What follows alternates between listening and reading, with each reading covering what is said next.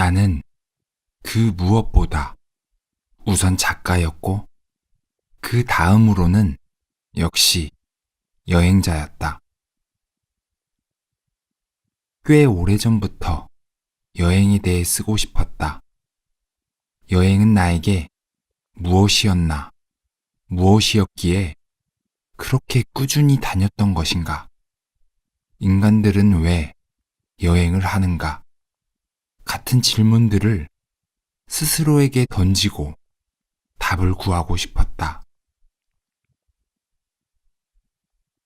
지나온 삶을 돌아보면, 그러니까 내가 들인 시간과 노력을 기준으로 보면 나는 그 무엇보다 우선 작가였고 그 다음으로는 역시 여행자였다.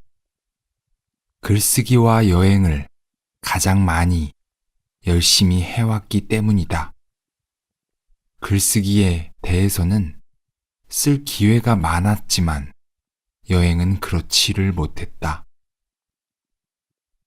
가벼운 마음으로 시작했는데 쓰다 보니 정말 많은 것들이 기억 깊은 곳에서 딸려 올라왔다.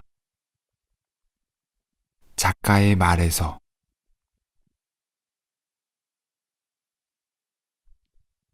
여행의 이유를 누구나 한 번쯤 생각해 보았으리라 생각합니다.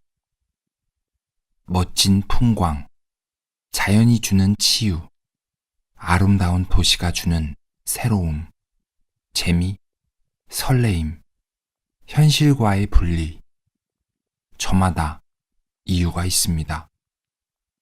나는 왜 여행을 하는가?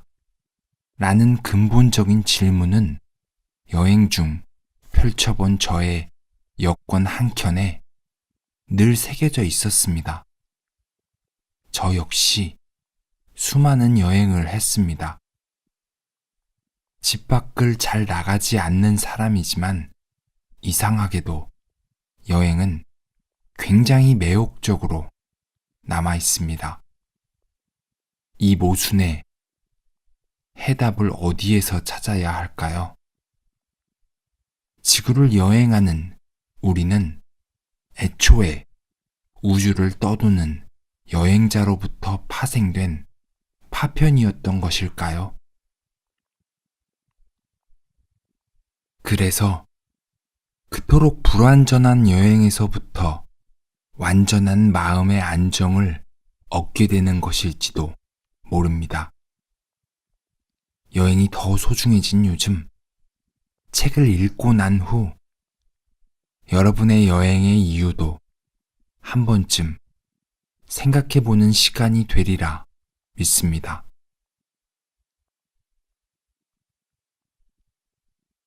추방과 멀미. 우리 인생에도 언제나 외면적인 목표들이 있었다.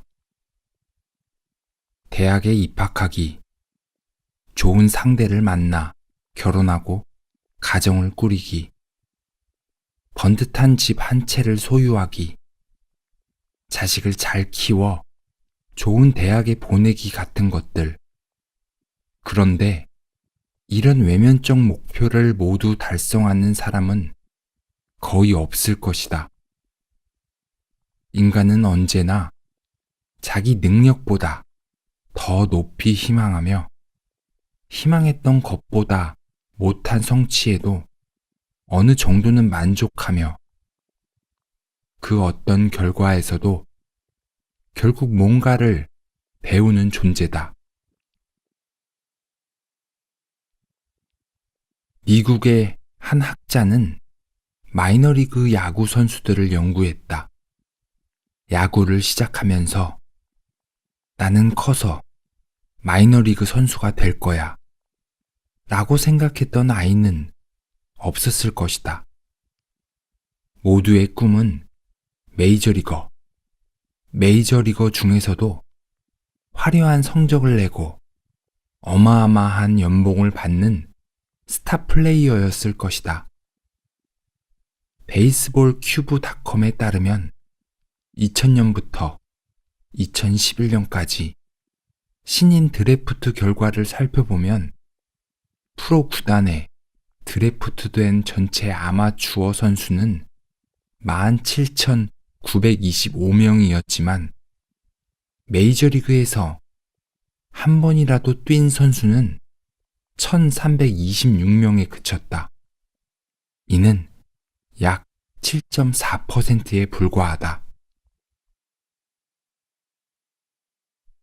마이너리거로 선수 생활을 마감한 사람들은 거의 대부분 원래 추구하던 것과 다른 것을 얻었다.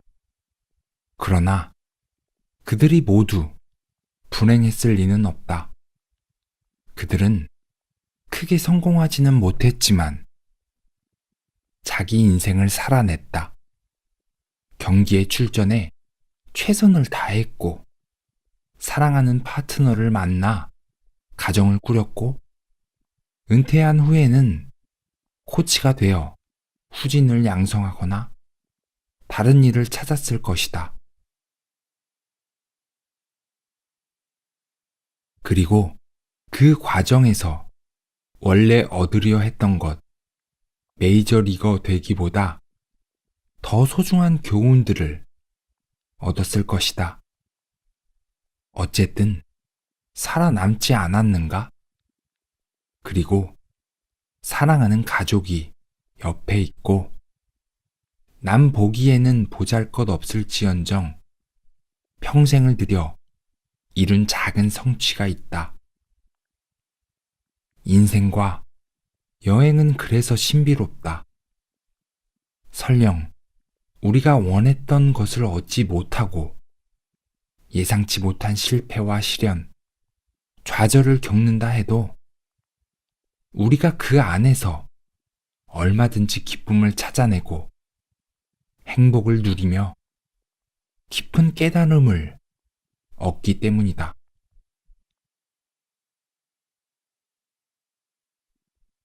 지난 겨울 추자도에 갈 일이 있었다. 평소 추자도를 자주 다녀온 분이 초행인 다른 일행들에게 키미테를 권했다. 그 이름을 듣자 내 생애 최초의 비행기 여행이 떠올랐다. 나는 승선을 기다리던 일행에게 키미테를 붙이고 김포공항에 나타났던 내 23살의 겨울에 대해 말해주었다. 다들 그 얘기를 좋아했다. 나는 키미테를 붙이지 않고 배에 올랐다. 높은 파도에 앞뒤로 흔들리는 쾌속선의 선실에서 나는 멀미에 대해서 생각하고 있었다. 멀미란 눈으로 보는 것과 몸이 느끼는 것이 다를 때 오는 불일치 때문에 발생한다고 한다. 전혀 움직이지 않는데도, 즉 자동차나 비행기 안에 가만히 앉아 있는데도 어지러움을 느낀다면 뇌는 이것을 비상한 상태, 즉 독버섯이나 독초를 먹었다고 판단하고 소화기관에 있는 음식물을 토해내도록 한다는 것이다. 그래서 운전자는 멀미를 겪지 않는다. 차가 어떻게 움직일지를 예상할 수 있기 때문에 뇌가 그에 맞춰 준비를 하기 때문이다. 다시 말해, 멀미는 뇌의 예측과 눈앞의 현실이 다를 때 일어난다고도 할 수 있다. 멀미약 패치를 귀 뒤에 붙이고 나타난 나의 무의식은 아마도 중국에서 내가 겪게 될 현실, 그것이 야기할 일종의 정신적 멀미에 대한 두려움과 관련이 있었을 것이다. 사회주의 중국은 내가 책을 보며 상상했던 나라와 너무도 달랐다. 모든 인민이 평등하게 살아가며 억압과 착취가 없는 그런 나라가 아니라 공산당이 지배하는 개발 독재 국가였다.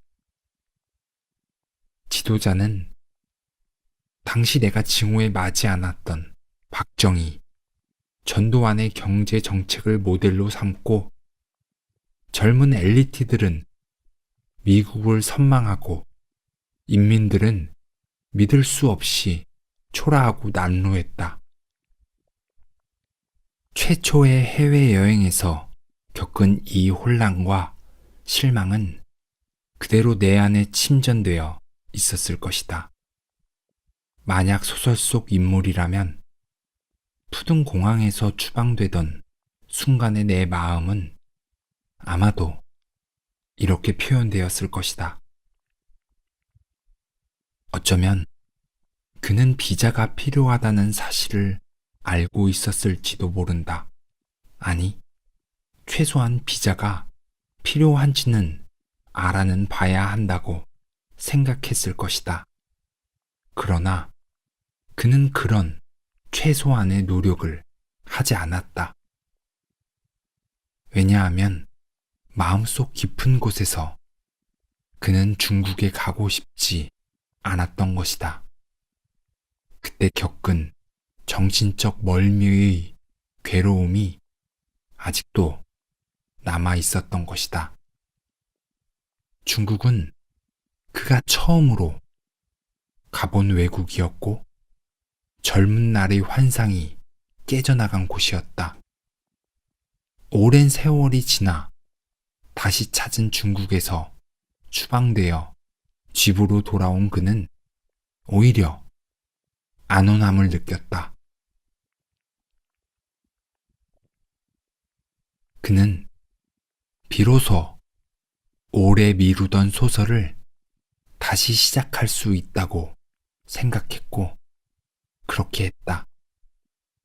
아내는 집 밖으로 절대 나가선 안 된다고 다짐을 두었는데 그것이야말로 그가 진정으로 바라던 것이었다. 비밀의 벽장을 열고 자기만의 세계로 내려가는 나디아처럼 그 역시 자신만이 열어 젖힐 수 있는 문을 열고 오랫동안 중단했던 소설 속으로 매번 낯설지만 끝내는 그를 환대해주는 비자 따위는 요구하지 않는 그 나라로 바로 빨려 들어갔다. 기대와는 다른 현실에 실망하고 대신 생각지도 않던 어떤 것을 얻고 그로 인해 인생의 행로가 미묘하게 달라지고 한참의 세월이 지나 오래전에 겪은 멀미의 기억과 파장을 떠올리고 그러다 문득 자신이 어떤 사람인지 조금 더 알게 되는 것. 생각해보면 나에게 여행은 언제나 그런 것이었다.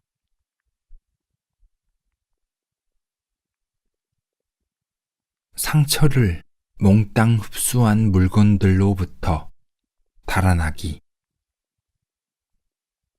나는 호텔이 좋다. 모든 인간에게는 살아가면서 가끔씩은 맛보지 않으면 안 되는 반복적인 경험이 있을 것이다. 가까운 사람들과 만나 안부를 묻고 마음을 나누는 시간을 주기적으로 갖는다거나 철저히 혼자가 된다거나 죽음을 각오한 모험을 떠나야 한다거나 진탕술을 마셔야 된다거나 하는 것들. 약발이 떨어지기 전에 이런 경험을 복용해야 그래야 다시 그럭저럭 살아갈 수가 있다. 오래 내면화된 것들이라 하지 않고 살고 있으면 때로 못 견딜 것 같은 기분이 든다. 그래서 이런저런 합리화를 해가며 결국은 그것을 하고야 만다. 내 경우는 이렇다. 비행기를 타고 인천공항을 떠나 낯선 도시에 도착해 택시를 타고 예약해둔 호텔에 도착하고 호텔의 예약자 명단에 내 이름이 있음을 확인하고 방을 안내받아 깔끔하게 정리된 순백의 시트 위에 누워 안도하는 그런 경험을 그리워하며 살아간다.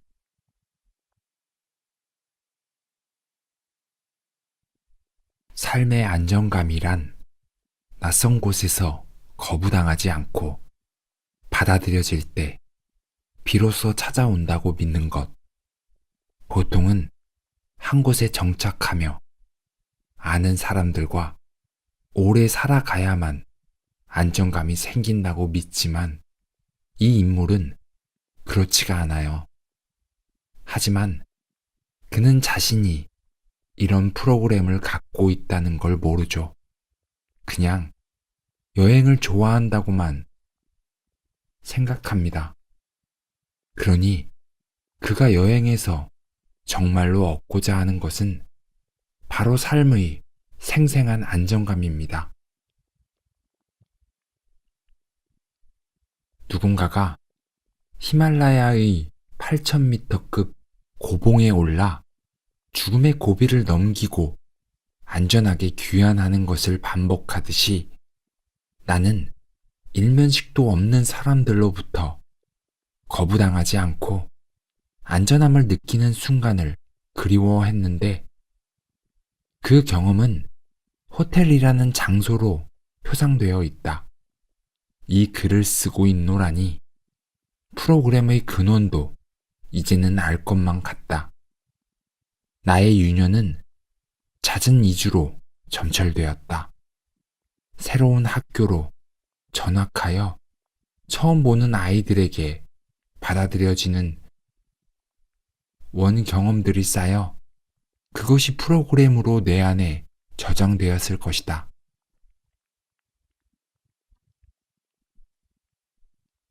어떤 인간은 스스로에게 고통을 부과한 뒤 그 고통이 자신을 파괴하지 못한다는 것을 확인하고자 한다. 그때 경험하는 안도감이 너무나도 달콤하기 때문인데 그 달콤함을 얻으려면 고통의 시험을 통과해야만 한다.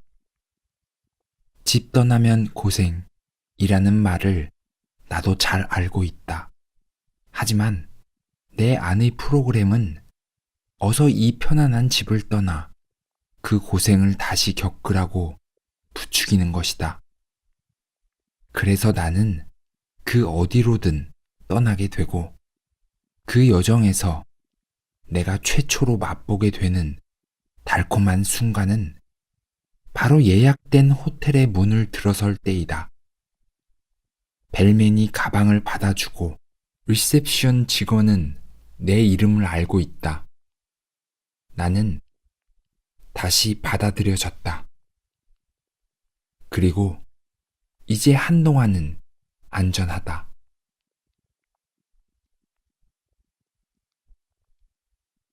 평생토록 나는 이 패턴을 반복하고 있다. 1. 낯선 곳에 도착한다. 두렵다. 2. 그런데 받아들여진다. 3. 다행이다. 크게 안도한다. 4. 그러나 곧 또 다른 어딘가로 떠난다. 나와 달리 아내는 잘 모르는 사람들에게 둘러싸이는 상황을 좋아하지 않는다. 아내는 초등학교, 중학교, 고등학교를 단 한 번의 전학도 없이 고향에서 마쳤다. 지금도 그 친구들과 연락을 하고 지낸다. 아내는 잘 아는 사람들과 익숙한 환경에서 존중과 사랑을 받으면서 자랐다. 아내의 프로그램은 오랫동안 잘 알던 사람들과 있을 때 인간은 안정감을 누린다는 것이다. 반면 나는 그렇게 만나는 친구가 한 명도 없다. 새로운 사람을 만나면 늘 마음의 준비를 했다. 지금은 좋아. 하지만 곧 헤어지고 그럼 다시는 못 만날 거야. 나는 30살이 되던 해에 결혼을 했는데 같이 학교를 다녔던 동창생 누구에게도 청첩장을 보내지 않았고 그래서 아무도 참석하지 않았다. 학교를 졸업하면서 그때 만났던 친구들과도 자연스럽게 멀어졌고 나는 또 새로운 사람들에게 적응하기 위해 노력했다. 그런데 소설은 어떻게 이렇게 오래 써왔을까? 소설 쓰기 역시 그 패턴을 반복하기 때문이다. 살인자의 기억법, 작가의 말에 서두는 이렇게 시작한다. 소설을 쓰는 것이 한 세계를 창조하는 것이라 믿었던 때가 있었다. 어린아이가 레고를 가지고 놀듯이 한 세계를 내 맘대로 만들었다가 다시 부수는 그런 재미난 놀이인 줄 알았던 것이다. 그런데 아니었다. 소설을 쓴다는 것은 마르코 폴로처럼 아무도 경험하지 못한 세계를 여행하는 것에 가깝다. 우선은 그들이 문을 열어주어야 한다. 처음 방문하는 그 낯선 세계에서 나는 허용된 시간만큼만 머물 수 있다. 그들이 때가 되었다고 말하면 나는 떠나야 한다. 더 머물고 싶어도 그럴 수가 없다. 또다시 낯선 인물들로 가득한 세계를 찾아 방랑을 시작해야 하는 것이다. 이렇게 이해하자 마음이 참 편안해졌다.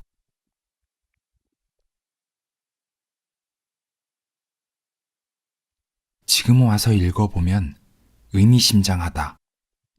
저 소설을 쓰던 2013년에 나는 막연하게나마 내가 어떻게 이렇게 진득하게 소설을 쓸 수 있었는지, 왜 다른 일로 달아나지 않았는지 감을 잡고 있었던 것이다.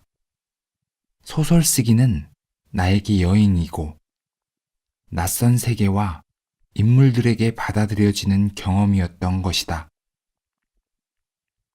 이렇듯 인간이 자기도 모르게 입력된 어떤 프로그램에 따라 살아간다고 생각하면 자유의지라는 것이 때로 허망하게 느껴진다.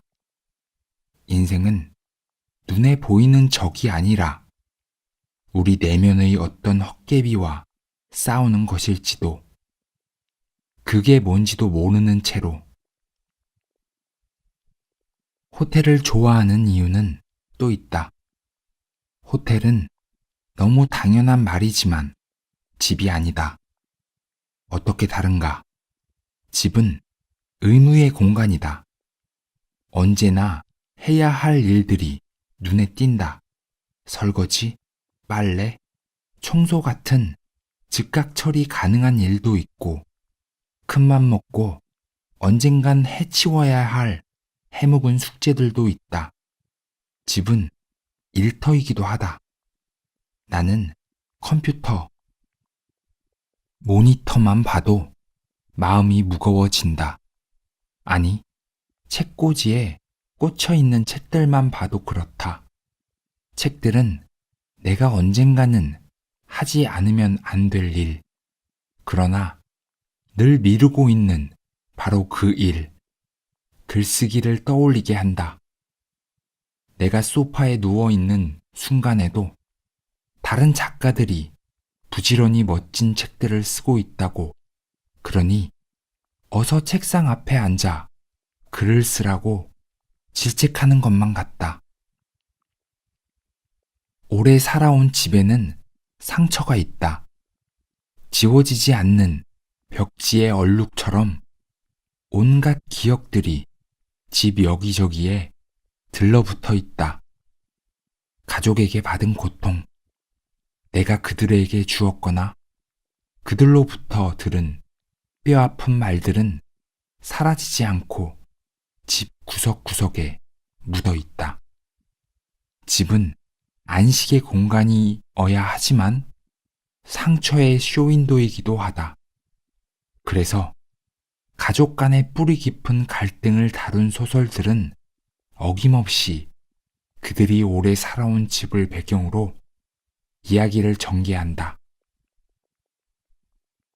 잠깐 머무는 호텔에서 우리는 슬픔을 몽땅 흡수한 것처럼 보이는 물건들로부터 완벽하게 자유롭다.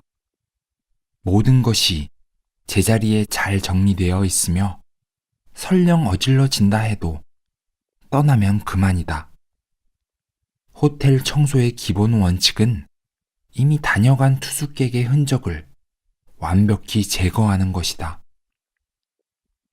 그들의 냄새까지 지워야 하니까 호텔에선 가정집보다 훨씬 독한 세제와 방향제를 쓴다. 호텔에 들어설 때마다 맡게 되는 그 냄새, 분명 처음에는 자연의 어떤 향을 흉내냈겠지만 어느 순간 그 근원을 몰각한 듯, 아니 아예 신경 쓰지 않겠다는 듯한, 이제는 그저 세제와 방향제 냄새로만 지각되는 그 익숙한 향의 습격을 받는다. 나라마다 호텔 냄새도 각기 다르다.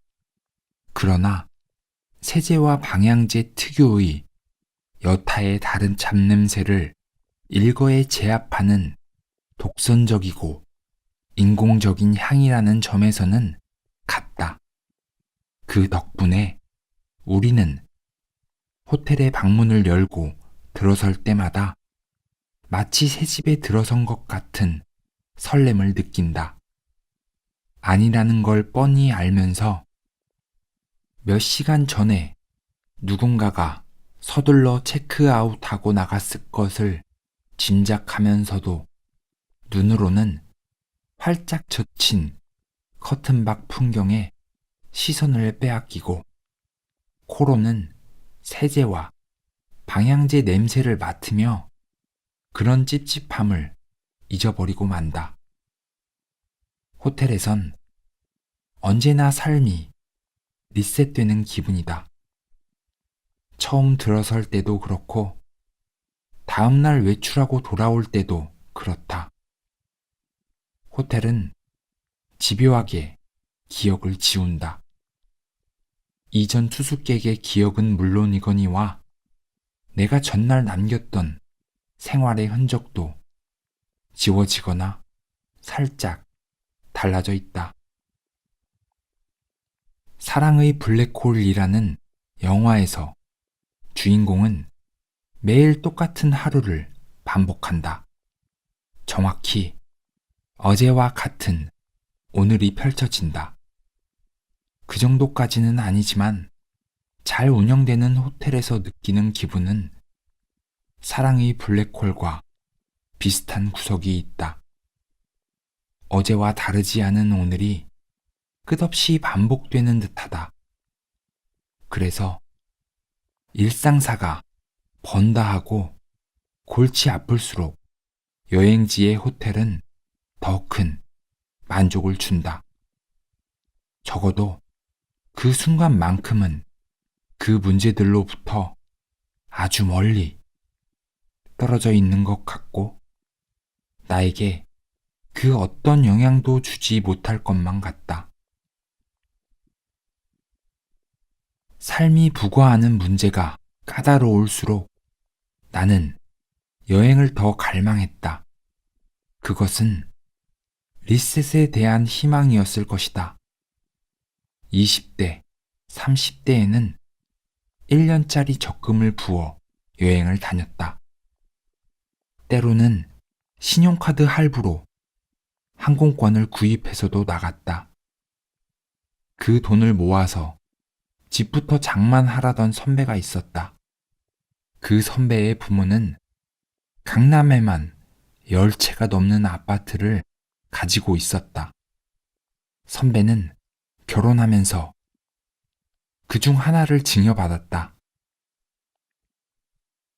자기가 번 돈으로 청약저축 한번 부어보지 않은 사람에게 그런 충고를 들었을 때도 나는 여행을 떠나고 싶었다.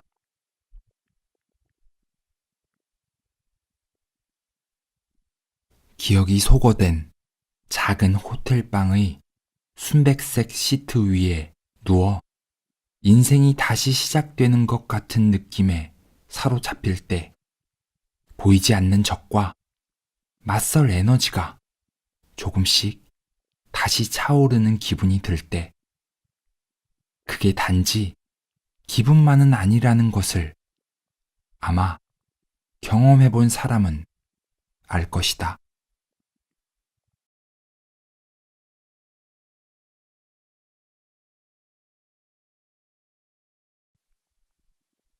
아폴로 8호에서 보내온 사진. 시인 아치볼트 맥클리시는 아폴로 8호가 달 궤도에 진입한 다음 날인 크리스마스에 발행된 뉴욕 타임스에 저 끝없는 고요 속에 떠있는 작고 푸르고 아름다운 지구를 있는 그대로 본다는 것은 바로 우리 모두를 지구의 승객으로 본다는 것을 의미한다고 썼다.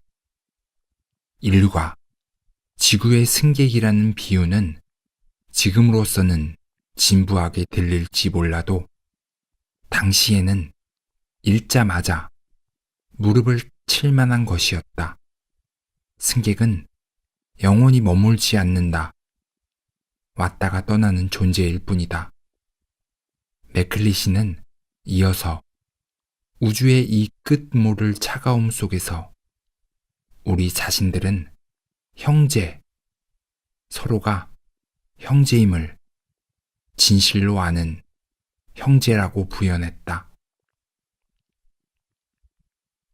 지구가 고작 아이들이 가지고 노는 장난감 구슬처럼 보인다는 것을 알았을 때 시인은 자존심을 다친 것이 아니라 오히려 그렇기에 지구라는 작은 행성, 푸르게 빛나는 우주의 오아시스와 우리 서로를 모든 동식물을 같은 행성에 탑승한 승객이자 동료로 소중히 여겨야 한다고 암시한 것이다.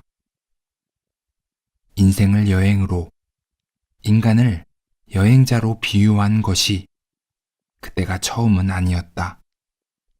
동서고금의 수많은 시인과 가객들이 그렇게 노래했다.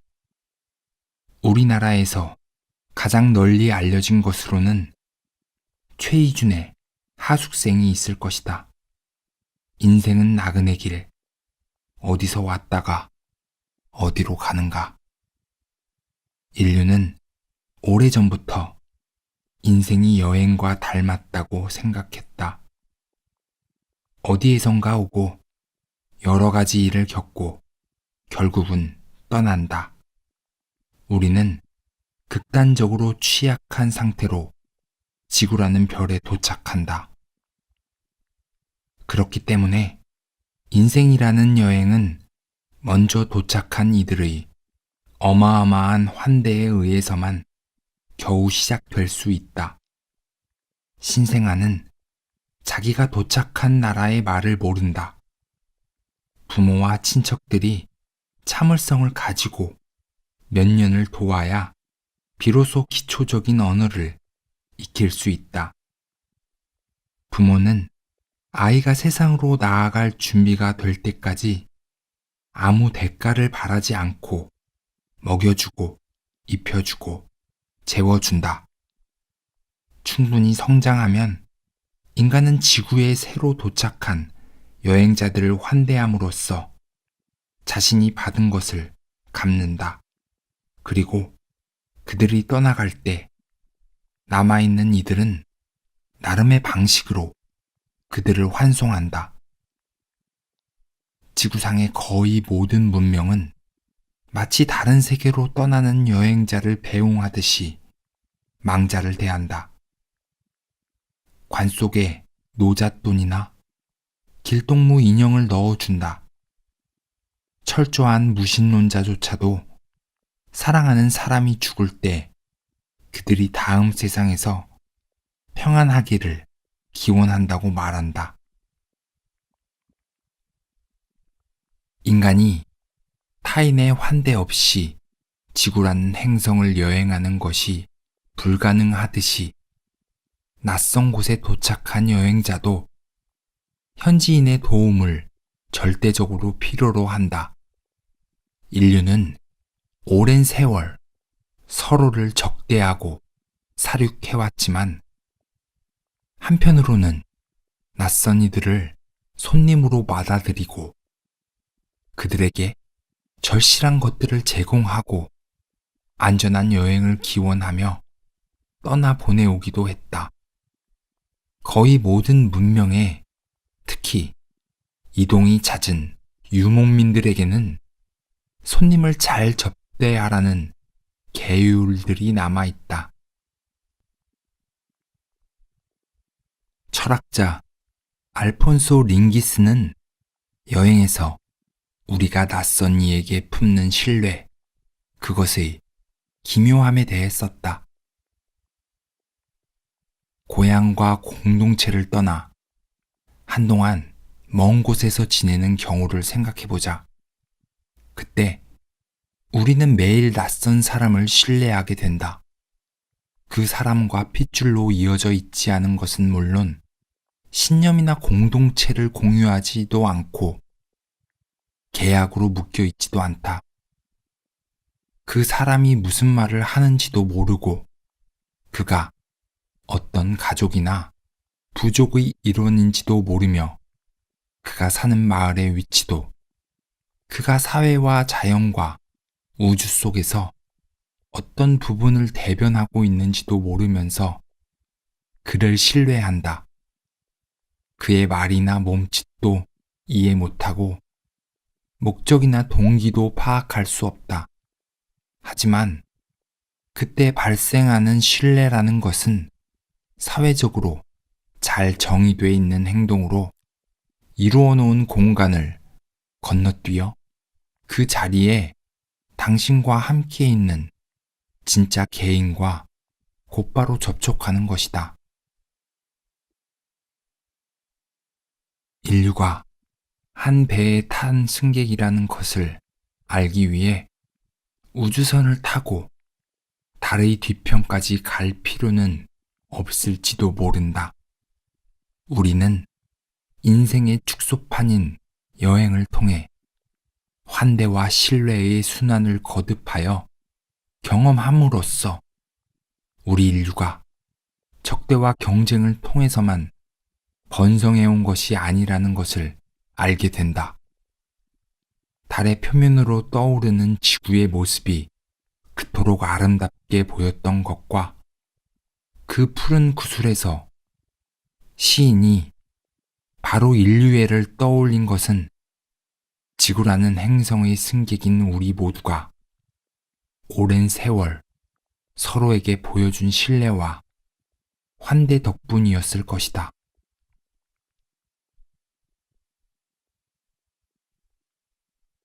노바디의 여행.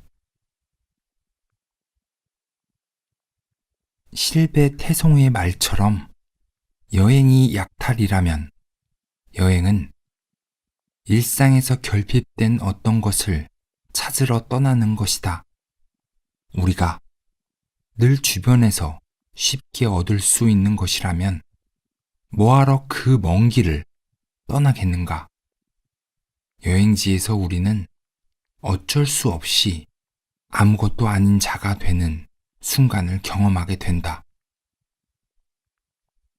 여행은 어쩌면 아무것도 아닌 자가 되기 위한 것인지도 모른다. 나이가 들면서 점점 더 사회적으로 나에게 부여된 정체성이 때로 감옥처럼 느껴지는 순간이 많아지면서 여행은 내가 누구인지를 확인하기 위해서가 아니라 내가 누구인지를 잠시 잊어버리러 떠나는 것이 되어가고 있다.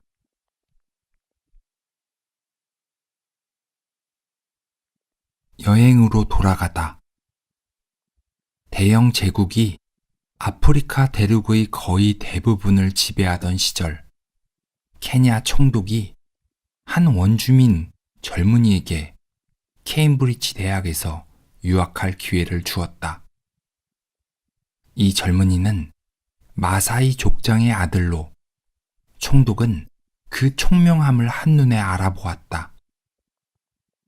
아들을 영국에 보낸다는 게 썩 내키지 않았지만 족장에게는 아들이 많았고 그중 하나쯤 당시 세계 최강 대국의 명문대에 보낸 신학문을 배우고 신문물을 익히게 하는 것도 나쁘지 않아 보였기에 족장은 총독의 제안을 흔쾌히 받아들였다. 유학을 마치고 케냐로 돌아왔을 때 젊은이는 크게 당황했다. 자기 부족을 찾을 수가 없었던 것이다. 몇 년 전 부족이 머물던 곳에 가보았지만 아무도 없었다. 늘 그랬듯이 솥대를 끌고 어디론가 떠나버렸던 것이다. 유목민인 그들에게는 고향이라는 개념이 없다. 마사이족의 삶은 소를 중심으로 이루어져 있다. 소가 뜯어먹을 풀이 부족해지면 솥대를 몰고 다른 곳으로 이동한다.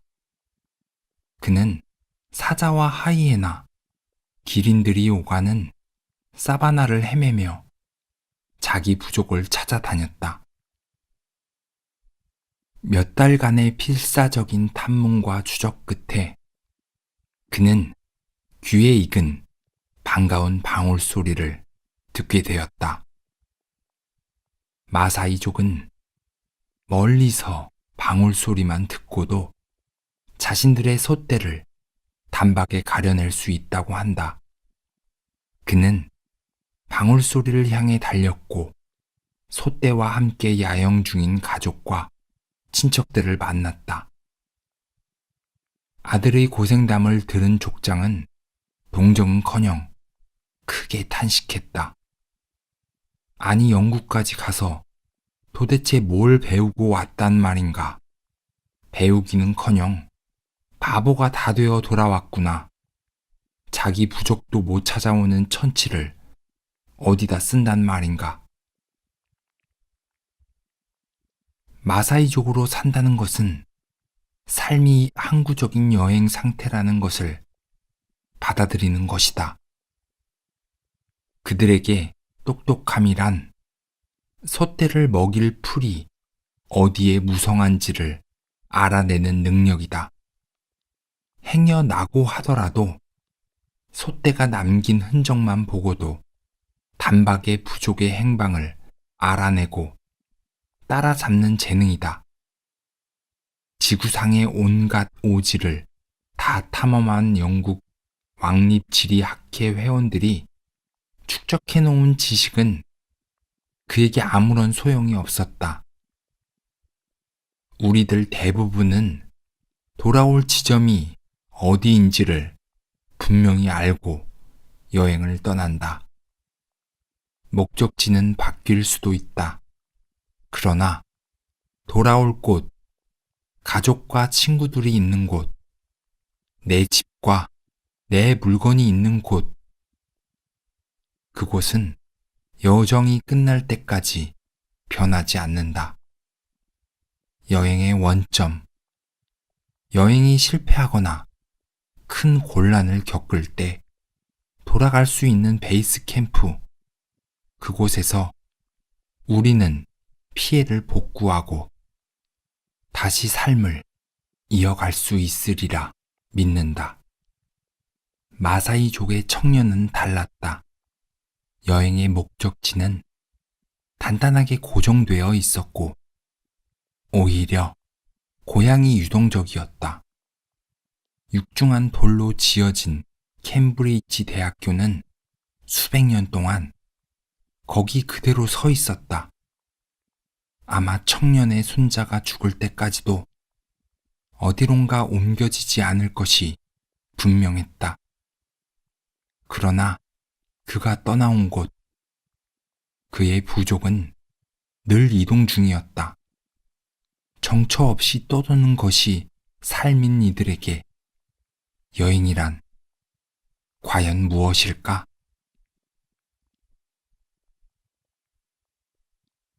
여행은 분명한 시작과 끝이 있다는 점에서도 소설과 닮았다. 설렘과 흥분 속에서 낯선 세계로 들어가고 그 세계를 천천히 알아가다가 원래 출발했던 지점으로 안전하게 돌아온다. 독자와 여행자 모두 내면의 변화를 겪는다. 그게 무엇인지는 당장은 알지 못한다. 그것은 일상으로 복귀할 때가 되어서야 천천히 모습을 드러낸다. 내가 살던 동네가 다르게 보이고 낯설게 느껴진다. 주말 홍대 앞의 인파가 새삼 무시무시하게 느껴지고 서울이 거대 도시라는 것을 새삼 실감하게 된다. 지하철이나 거리에서 다른 사람의 몸을 치고 지나가는 게 전과는 달리 불쾌하고 한강은 평소보다 더 드넓어 보인다. 식당이 밀집한 거리를 지나갈 때면 한국 음식 특유의 향신료 냄새가 코를 찌른다. 전에는 느끼지 못했던 감각들이 되살아난다. 비슷한 일을 소설이 한다.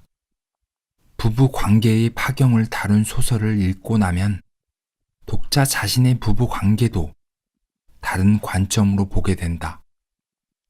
탁월한 문장력으로 맥주의 맛을 묘사한 소설을 읽고 있노라면 문득 냉장고로 달려가고 싶어진다. 그때 마시는 한 잔은 늘 경험하던 그 맛이 아니다. 문득 새롭다.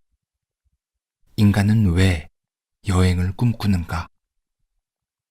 그것은 독자가 왜 매번 새로운 소설을 찾아 읽는가와 비슷할 것이다.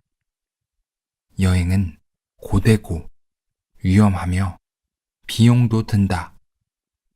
가만히 자기 집 소파에 드러누워 감자칩을 먹으며 텔레비전을 보는 게 돈도 안 들고 안전하다. 그러나 우리는 이 안전하고 지루한 일상을 벗어나 여행을 떠나고 싶어 한다.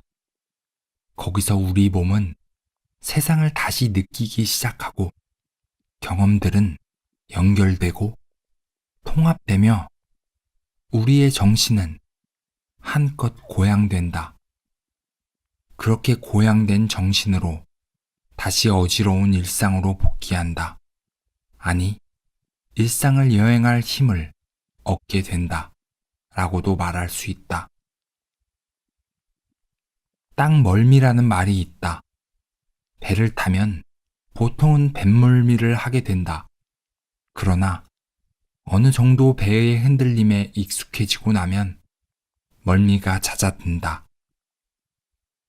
그러다 항해를 마치고 다시 육지에 오르면 마치 육지가 흔들리는 것처럼 느껴진다. 이걸 땅 멀미라고들 부른다. 흔들림에 익숙해진 사람에게 찾아오는 낯선 단단함. 지금의 나는 분명히 안정되고 단단한 기반 위에 서 있다. 이제 부모는 나를 전학시키지 못한다. 누구도 나에게 이 도시에서 저 도시로 옮기라고 강요하지 않는다. 그러나 여전히 나는 어디론가 떠나야 할 것 같은 기분에 사로잡히곤 한다. 시칠리아나 밴쿠버, 뉴욕의 어딘가에 있을 때 나에게는 그게 정상의 상태처럼 보였고 그 어디로도 이동할 필요가 없는 곳, 예를 들어 지금 살고 있는 서울에서의 일상이 오히려 임시적인 상태처럼 느껴진다. 생각해본다. 고향으로 돌아간 그 마사이족 청년은 어떻게 되었을까? 처음엔 분명 기뻤을 것이다. 그러나 그는 모든 것이 떠나기 전과는 확연히 다르게 느껴진다는 것에 조금 놀랐을 것이다. 당연하게 생각했던 많은 것들이 이제 더 이상 당연하지 않다.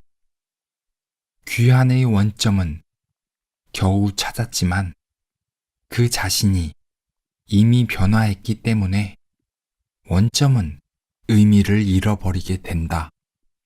족장의 말처럼 그는 어떤 능력을 상실했다. 마사이족으로 살아가는데 필수적인 재능을, 그 대가로 그는 다른 존재가 되었다. 부족은 언제나처럼 솥대를 몰고 유목을 계속하겠지만 청년은 다시 한번 자기만의 여행을 갈망하게 될 것이다. 그는 알게 된 것이다. 사는 곳을 옮기는 것으로는 충분하지 않다는 것을. 여행은 유목이나 이주가 아니라는 것을. 아마도 그는 다시 떠났을 것이다.